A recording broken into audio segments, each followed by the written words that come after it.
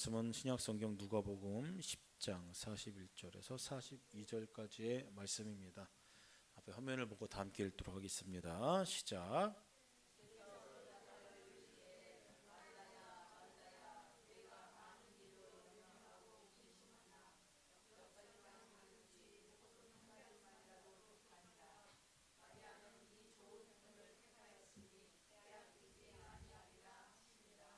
아멘. 오늘 마르다와 마리아라는 제목으로 하나님의 은혜를 증거하고자 합니다. 사람들이 이제 보통 이제 두 가지 타입의 성향의 사람들이 있다고 합니다. 첫 번째는 이제 일 중심형의 사람입니다. 또 이제 다른 유형의 사람은 이제 관계 중심, 사랑 중심의 사람의 이제 타입이 있다고 합니다. 일 중심적인 어떤 사람들을 이제 몇 가지 단어로 짤막한 단어로 표현하면 이렇게 표현한다고 합니다. 독자적이다, 신중하게 관계를 맺는다, 이제 냉정하다, 이제 통제를 한다, 계산적이다, 시간을 의식한다, 사실지향적이다, 때로는 참을성이 없을 때도 있다라고 그렇게 표현하기도 합니다. 사람, 이제 관계 중심형인 사람들의 특징을 짤막한 단어로 이제 이렇게 표현합니다. 관계지향적인, 여유 있는, 따뜻한, 지원적인, 감정적인, 시간에 대한 융통성이 있는, 뭐 주관적인, 태평스러운, 뭐 그렇게 이제 표현하고 있습니다. 여러분 어떤 스타일의 사람입니까? 어떤 분들이 일 중심적인 사람들이 있고 어떤 사람들은 이제 관계, 사람 중심적인 사람도 있고, 이 두 가지가 잘 이제 조화돼 갖고 두 가지 성향을 다 가진 사람도 이제 있는데, 일 중심적인 사람들은 이제 일하는 것에 이제 초점을 둔다라는 것이에요. 이제 일을 계획적으로 합니다. 계획을 하고 그다음에 자기가 하는 일에 굉장히 그 일을 소중히 여기고 집착을 하는 경향이 있고, 자기가 원하는 방식으로 일하기 위해서 때로는 이제 혼자 일하는 것을 이제 좋아하는 어떤 그런 이제 경향도 있고, 주관적인 견해보다는 어떤 감정적인보다는 사실과 데이터의 통계에 의해서 이제 이 의사를 결정하는 경우가 있습니다. 이제 사람들에 관한 것보다는 그 일에 이제 집중하는 것이죠. 그래서 이제 사람에 대해서 이야기할 때보다는 이제 때로 이제 상대방을 이해하기로 볼 때는 이제 일 중심, 이제 문제를 해결하는 어떤 그런 이제 경향이 있다라는 것입니다. 단점이 뭡니까? 단점이 뭐예요? 일은 잘 됩니다. 단점은 사람을 잃을 수가 있다라는 것이 이제 단점이라는 것이, 사람들이 힘들어할 수 있다라는 것입니다. 사람 중심적인 사람들은 이제 사람들과 함께하는 것에 초점을 맞춥니다. 옛날에 이제 60년대, 70년대 다 일 중심이었어요. 그러면서 요즘 리더십에 관한 책을 보면은 이제 뭐 사람 중심의 이제 리더가 된다, 뭐 그런 책도 나오는데, 아무튼 이제 그들의 특징은 이제 관대하고 따뜻하고 공감을 잘하고 이제 관심을 가져주고 함께 나눕니다. 그러면서 이제 활기를 얻는다라는 거예요. 여러분 생각만 해도 좋죠. 예? 공동체 내 그런 사람들이 많으면은 뭐 이제 분위기가 좋아질 것 같습니다. 관심을 가져주고 함께 나눔으로 활기를 얻고, 격식다리지 않고 이제 개인적이고 일이 잘못됐는지 또 일이 제 시간에 이루어졌는지에 대해서 이제 사실 이제 덜 걱정한다라는 것이에요. 다른 사람들 감정에 민감합니다. 다른 사람들이 이제 하는 말에 대해서 이제 민감하게 반응합니다. 이제 공유하고. 단점이 뭘까요? 일이 안 된다라는 거예요. 일이 안 된다라는 단점이 있습니다. 분위기는 좋아지는데 어떤 일이 진행이 안 된다라는 거예요. 진행이 안 된다. 근데 이게 두 개가 잘 이제 섞여야 된다라는 것이에요. 오늘 본문에 나타난 마르다는 어떤 사람이었을까요? 일 중심적인 사람, 일 중심적인 사람. 마르다는 이제 마리아는 전형적인 사람 중심의 사람, 관계 중심의 사람이었다라고 볼 수가 있습니다. 성경에 보면 마르다는 어떤 모습이 딱 서 있습니다. 바쁩니다. 일하느라고 정신이 없어요. 여기저기 막 돌아다닙니다. 땀을 흘립니다. 뭔가에 굉장히 바쁜 모습을 볼 수가 있어요. 일에 집중하는 모습이죠. 마리아는 어떤 모습입니까? 저기서 예수님 편에 앉아갖고 말씀에 귀 기울이는 모습, 그 모습이 누가복음 10장에 나타나 있다라는 것입니다. 38절에 보니까 그렇게 기록되어 있죠. 그들이 길 갈 때 예수께서 한 마을에 들어가심에 마르다라 이름하는 한 여자가 자기 집으로 영접하더라라고 그렇게 기록하고 있습니다. 누가 예수님을 영접해요? 누가 예수님을 영접해요? 마르다가 영접해요. 마르다가. 39절에 보니까 그에게 마리아라고 하는 동생이 있어 주의 발치에 앉아 그의 말씀을 듣더니, 마리아는 뭐 하고 있었어요? 마리아는요, 그때 말씀을 듣고 있었어요. 어떻게 해요? 성경에 뭐라고 표현하고 있어요? 일어서서? 아니요, 앉아서 예수님의 말씀을 듣고 있었어요. 그러니까 누가 마음이 불편하겠어요? 서서 여기저기 돌아다니는 분주한 마르다의 마음이 불편한 거예요. 여러분, 상식적으로 불편하겠어요? 안 불편하겠어요? 명절음식 준비하는데 밑에 이제 동서들이 앉아서 TV 보고 놀고 있어요. 그럼 이제 손 윗사람이 불편하겠어요? 안 불편하겠어요? 그 상식적으로 불편한 거 당연한 거. 근데 여러분 잘 아셔야 될 게, 하나님 나라에는 이 두 가지 유형의 사람들이 다 소속되어 있고 필요하다라는 것입니다. 주님 앞에서는 사실상 마리아나 마르다나 다 똑같이 존귀한 사람들이에요. 이걸 아셔야 된다라는 것이에요. 제가 얘기를 왜 하냐면은, 오늘 본문을 읽을 때 또 묵상할 때마다 우리가 잘못 오해하고 착각하는 것이 있다라는 것입니다. 그럼 뭐냐면은, 마르다가 잘했어요, 잘못했어요? 본문 많이 보셨잖아요. 마르다가 잘못했어요, 잘했어요? 우리는 이 본문을 보면서 마리아가 잘못했구나. 마리아가 아니라 마르다가 잘못했구나, 마리아는 잘했다라는 생각은, 이거는 이제 착각이라는 거예요. 어떻게 큰 오류라는 것입니다. 다른 단어로 좀 이제 표현하자면은, 말씀을 묵상하는 일들은 봉사하는 일보다도 더 가치 있는 일이다 라고 그렇게 평가한다라는 것입니다. 그래서 여러분 그런 표현 많이 들어보셨잖아요. 모든 마르다들, 사이즈가 좀 있는 교회들은 봉사를 해야지 주일이 돌아갑니다. 그렇지 않습니까? 뭐 주방 봉사도 해야 되고 성가대 봉사도 해야 되고, 이제 구역 인도자들은 이제 주중에 이제 구역 인도도 해야 되고, 또 이제 전도팀도 있을 거 아닙니까? 그 수많은 이제 팀들을 이제 돌아가게 하려면은 일을 해야 된다라는 거예요. 바삐 움직여야 된다라는 것입니다. 근데 여러분, 이걸 다 포기하고 예배하고 성경 공부에만 집중한다라면 무슨 일이 일어나요?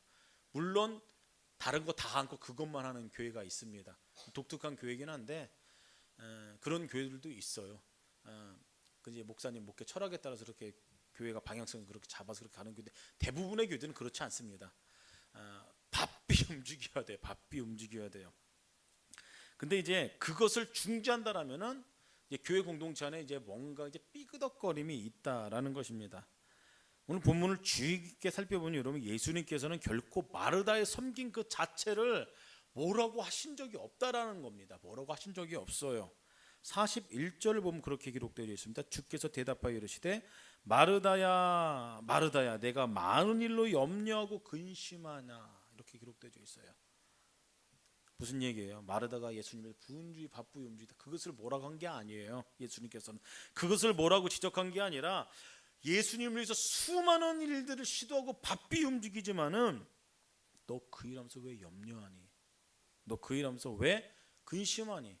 왜 거기서 해방될 수 없니? 그것을 이야기하는 것입니다. 예수님께서 그것을 뭐라고 하시는 것이에요. 만일 마르다가 예수님에서 분주하게 이것저것 막 섬기면서 많은 일을 하면서 즐거워하고 감사하고 있다라면 여러분, 예수님께서는 그 마르다를 칭찬하셨을 거예요. 그렇지 않습니까? 사실상 한국 교회는 마르다 성형의 집사님 권사님들이 많습니다. 그래서 사실상 이제 여인들의 헌신에 한국 교회는 이제 빚진 거다라고 그렇게 이야기해도 과언이 아니라는 것이에요. 한국 교회는 이런 여성분들의 중심으로 이제 부흥했다고 해도 과언이 아니라는 것입니다. 근데 문제는 이제 마르다의 영성과 이 마리아의 영성을 조화시키는 게 이제 중요하다라는 사실이에요. 그래서 오늘 이제 그것에 대해서 좀 몇 가지 나누려고 합니다. 우리 이 본문을 통해서 우리가 예수님을 섬기면서 교회 공동체 안에 머물면서 알아야 될 게 뭐냐면은, 첫 번째는 성취보다 내 자신 누구인가, 내 존재에 대해서 집중해야 된다라는 것입니다. 현대는 이제 자본주의 영향으로 이제 물질적 가치관의 이제 영향으로 우리 안에 이제 알게 모르게 드는 생각이 뭐냐면은 더 많이 소유해야 되고 더 많은 성공과 성취가 우리들을 행복하게 한다라고 그렇게 이게 영향을 받아와서 그렇게 생각하고 그렇게 착각하고 있다라는 것입니다. 예수님께서는 완전히 반대로 말씀하셨어요. 뭘 말씀하셨냐면은 얻고자 하는 자는 잃을 거고 잃고자 하는 오히려 얻을 것이다라고 이제 말씀하셨어요. 무슨 얘기냐면 이것은 너희들이 많은 것을 소유할 때 또 이제 없어도 이제 그런 것을 이제 실천할 수 있는데 비움과 나눔의 삶을 통해서 풍성한 존재의 보람을 이제 누리게 될 것이다. 이제 그 얘기를 하는 거예요, 예수님께서. 성경적인 가치관에 대해서는 언제나 소유보다 더 앞서는 게 뭐냐면 너희가 누구인가를, 존재에 대해서 더 중요하게 가르치고 말하고 있다는 사실을 기억해야 된다는 것입니다. 디모데후서 3장 16절 17절에 보면 이렇게 기록되어 있습니다. 모든 성경은 하나님의 감동으로 된 것으로 교훈과 책망과 바르게 함과 의로 교육하기 유익하니 이는 하나님의 사람으로 온전하게 하며 모든 선한 일을 행할 능력을 갖추게 하려니라 라고 말씀하고 있어요. 그래도 성경의 이제 17절에 사도 바울은 성경의 유익을 설명하면서 뭐라고 얘기하냐면은 성경은 우리를 먼저 하나님의 사람으로 온전하게 만들고 그 다음에 뭐예요? 우리가 하는 모든 선한 일들을 온전케 할 것이다 라고 그렇게 말씀하고 있다는 것이에요. 인격의 온전함이 행위의 온전함보다 앞선다는 거다. 다시 말해서 우리가 말씀을 통해서 하나님을 닮아가기 시작할 때 거기서 제대로 된 아웃풋이 나간다는 것이에요. 온전한 행위가 나갈 수 있다라는 것을 성경에선 이야기한다는 것입니다. 마리아는 그것을 알았던 것 같아요. 왜 마리아는 주님의 말씀을 듣는 일에 우선순위를 뒀을까요? 주님의 말씀만이 주님의 사람다운 사람으로 만든다라는 생각을 했다는 것입니다. 내가 먼저 살아야 그 능력으로, 내가 예수님을 더 깊이 알아가야 그 힘으로 내가 제대로 된 섬김을 할 수 있다. 주님과 이웃을 더 잘 섬길 것이다. 그렇게 생각했다라는 것입니다. 그래서 마르다는 이제 어땠어요? 자기 자신이 이제 여러 가지 분주하고 많은 일을 함으로써 주님을 기쁘게 할 것이다 라고 그렇게 생각했다라는 것입니다. 그 결과가 뭡니까? 결과가 뭐예요? 염려와 근심에 빠진 것이 결과라는 것입니다. 마르다는 존재보다 이제 행위보다 이제 존재가 행위보다 앞섰다라는 것이에요. 그러니까 이런 결과를 초래했다라는 것입니다. 성경에는 집사 임명의 원리에 대해서 이제 또 설명하고 있습니다. 뭐라고 설명하고 있냐면은 새로 교회에 입교한 사람들을 세우지 말라라고 그렇게 기록하고 있어요. 세우지 말아라. 디모데후서 3장 6절에 기록되어 있어요. 왜냐면은 그들은 하나님의 사람으로 아직 만들어지지 못했기 때문이다. 그래서 그 사람의 존재에 대해서 이제 성숙함이 없고 교회의 이제 일에 바로 이제 투여시키면은, 교회를 섬기기 시작하면은 그 일도 말미암아 교만해질 것이다. 성경은 그렇게 이야기하고 있다라는 것입니다. 여러분, 지난 세월 동안 얼마나 주님을 위해서 헌신해 오셨습니까? 얼마나 많은 일을 해 오셨어요. 그렇지 않습니까? 근데 그것보다 더 중요한 질문이 뭐냐면은 그 지난 세월 동안 하나님을 섬기면서 나는 하나님의 사람으로, 하나님의 말씀으로 얼마나 성숙해져 있는가? 이 질문 앞에 여러분 명확한 답을 하셔야 된다는 것이에요. 보통 사람들은 내가 주님을 위해서 뭔가 한 것으로 내 자신을 평가하고 그것을 드러내려고 합니다. 나 주님을 위해서 이렇게 많은 일을 했어요. 나 주님을 위해서 이렇게 많이 헌신을 했어요. 그러면서 자기 자신을 증명하라고 해요. 근데 성경에서는 순서가 잘못됐다고 얘기해요. 하나님 앞에서, 말씀 앞에 얼마나 머물렀고, 그리고 내가 하나님의 말씀 앞에 머물렀고 얼마나 말씀 앞에 말씀을 묵상함으로 내가 하나님을 얼마나 더 닮아가는가, 예수님의 성품을 얼마나 더 닮아가는가, 성령의 열매를 얼마나 더 맺고 있는가, 이것을 더 중요하게 본다라는 것입니다. 그리고 이 질문에 대해서 명확한 답이 우리 안에 신앙의 여정 가운데 이 답이, 해답이 있어야 된다는 것이에요. 여러분, 주님을 위해서 수많은 일들을 시도합니다. 그런데도 그 일을 해도 내 마음에 공허함만 있어요. 허탈함만 있어요. 우리는 고민해 봐야 돼요. 내 존재에 대해서 고민해 봐야 된다는 것입니다.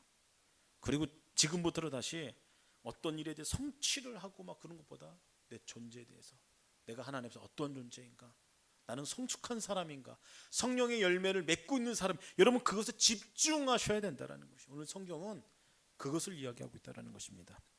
두 번째는 비교보다 사명에 집중해야 되는 사실을 우리는 기억해야 돼요. 마르다의 불평과 원망의 원인이 있어요. 그 시작이 있어요. 그게 무엇이에요? 다른 것이 아닙니다. 정확하게 명백하게 비교했기 때문이에요. 누구와 비교해요? 마리아와 비교했겠죠. 자기 자신의 지금 처지를 동생인 마리아와 비교합니다. 자기는 지금 뼈 빠지게 지금 부엌에서 지금 주방에서 일하고 있어요. 누구를 위해서요?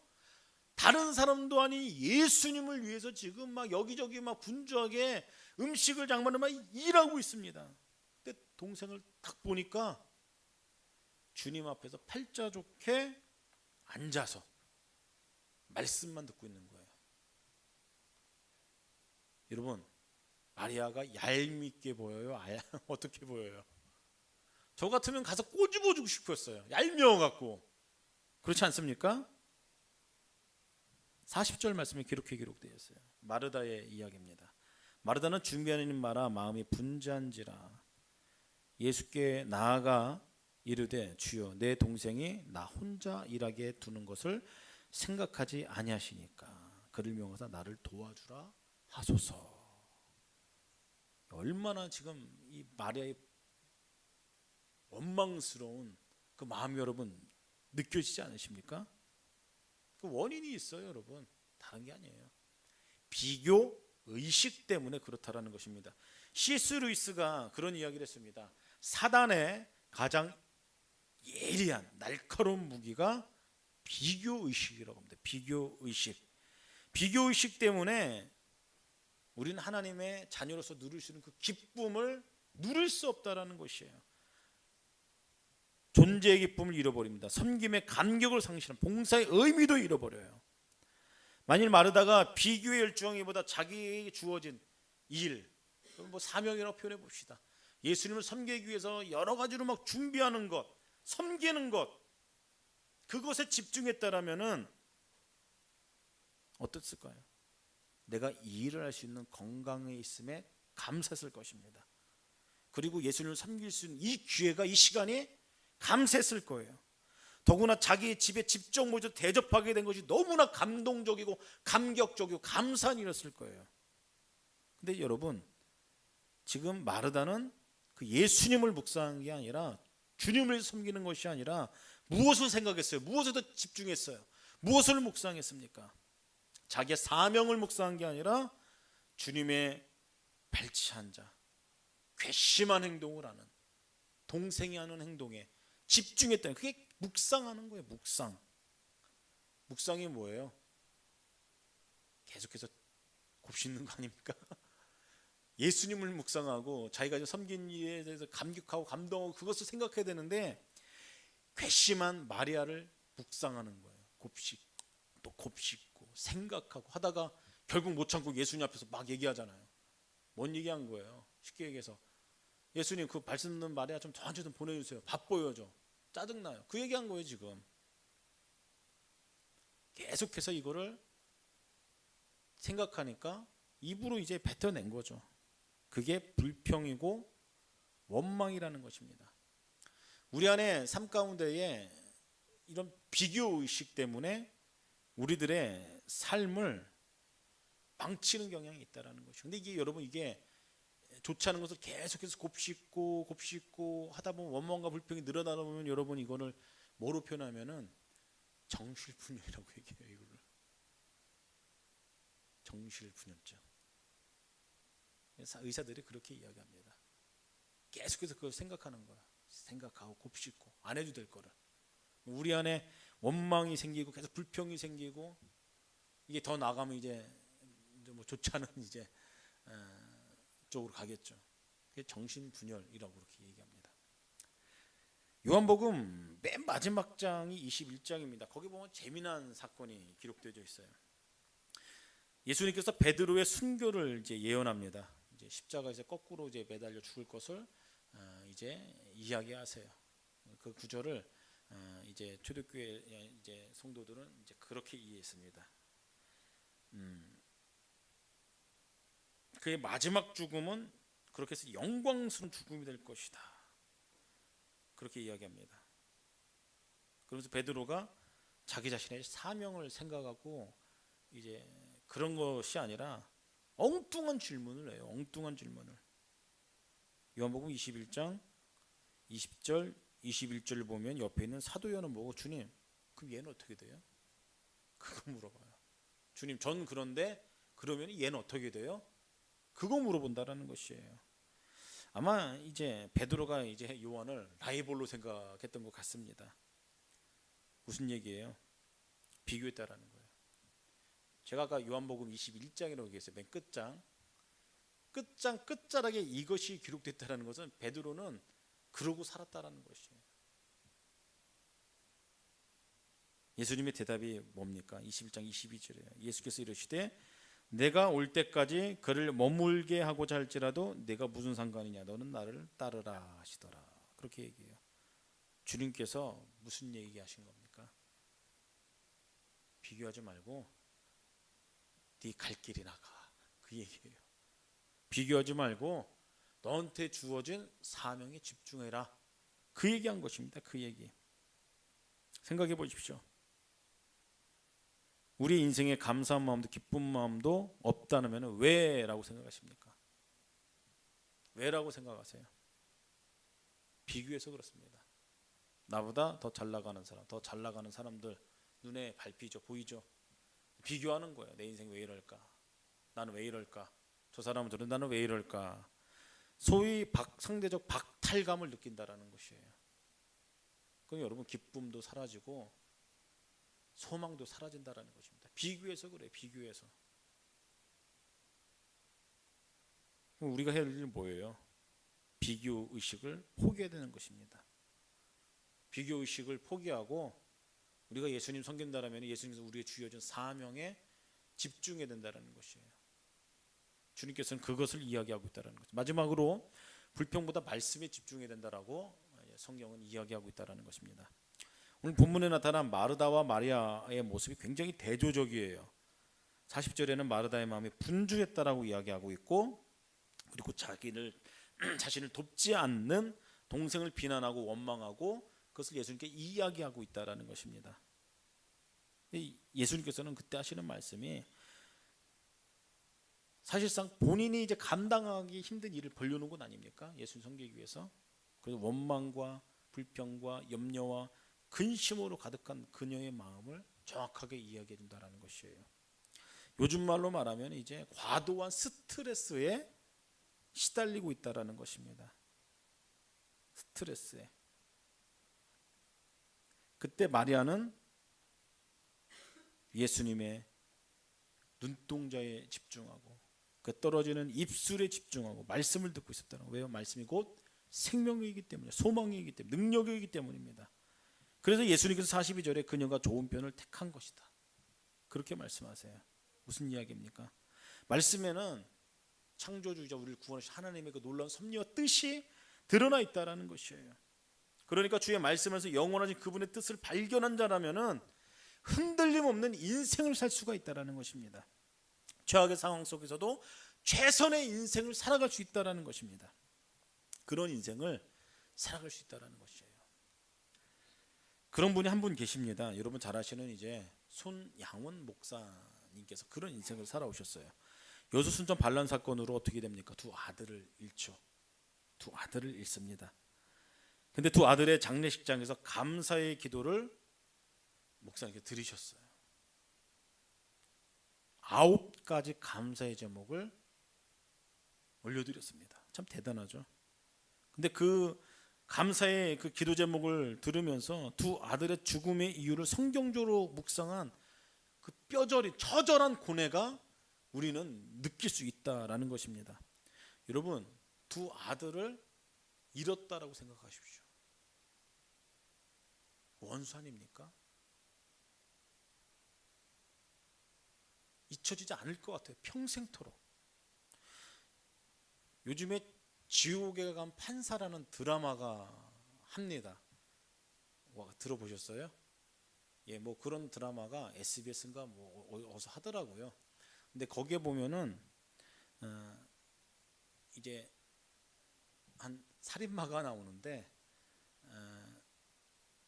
이제 연쇄살인마인데 연쇄살인마. 근데 거기서 한 이제 빌라에서 거기가 다 재개발돼요.